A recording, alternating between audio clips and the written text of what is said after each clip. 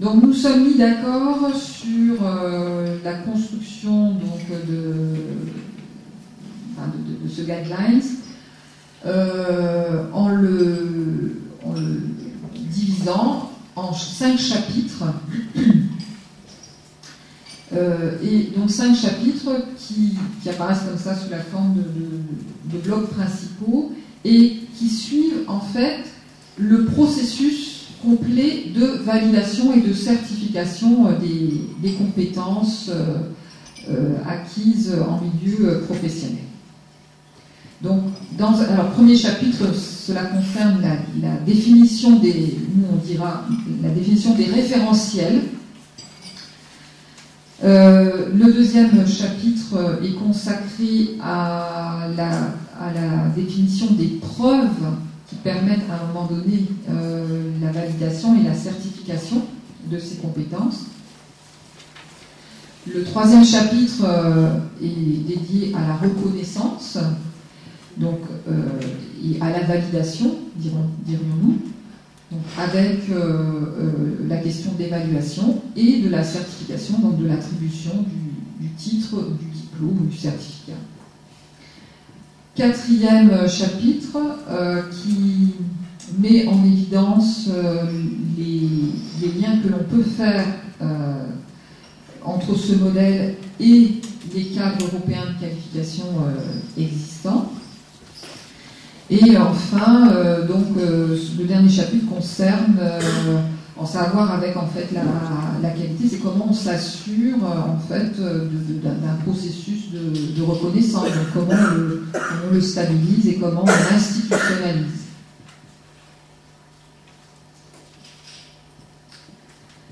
Alors, ce document final qui est téléchargeable, alors je pourrais vous donner l'adresse, je n'ai pas pris le temps donc, de la reprendre là, mais je pense que maintenant, si vous tapez value, vous devriez le trouver. Il faudra peut-être encore. Non, je pense que vous pourriez le trouver maintenant. Donc, ce document qui reprend les grandes lignes directrices, si vous voulez, il est conçu de sorte d'accompagner l'utilisateur, alors déjà dans la compréhension des concepts qui sous-tendent le modèle proposé, et il l'accompagne également dans le choix et la mise en œuvre de méthodes et de procédures qu'il jugera plus adaptées pour ce qu'il veut mettre en place. Et il est conçu aussi de sorte de permettre à chaque pays d'atteindre les objectifs qu'on peut en attendre, mais suivant ses besoins propres et puis en tenant compte des particularités de chaque contexte. Donc là, cette carte ou cette figure renvoie à la construction, enfin d'un processus, si vous voulez, de construction de référentiels et d'emploi, d'activité et de formation. Donc, cette carte-là, en fait, elle a été mise au point dans le cadre d'un autre projet européen qui a permis au Royaume-Uni, en fait, de construire ou de procéder à la refonte de son système de qualification. Alors, vous aviez dû entendre parler à une certaine époque des NVQs.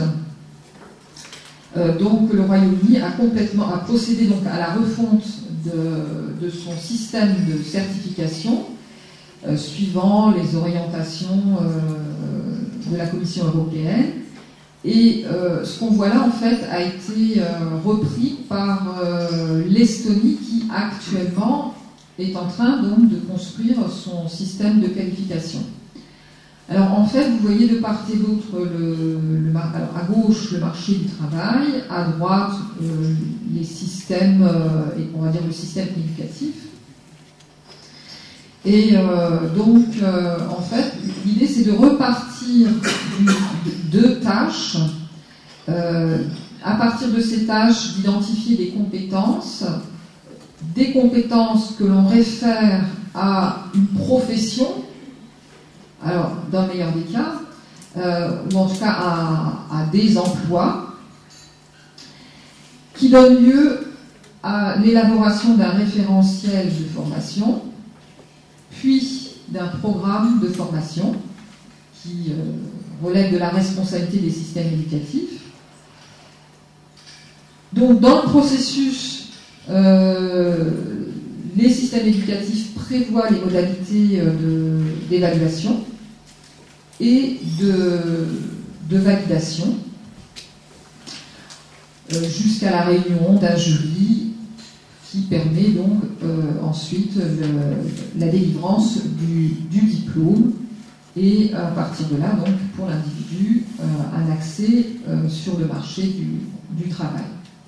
Donc ça, c'est le système en fait de formation professionnelle tel qu'il a été soutenu dans le projet Value.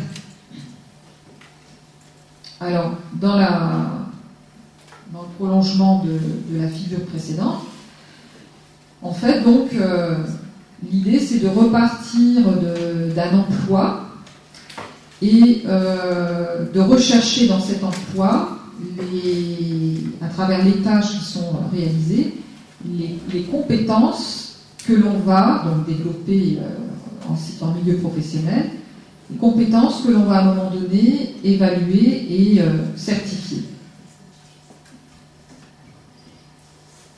Voilà, donc ça, c'est une représentation plus fine du processus tel qu'il est proposé dans le projet Value.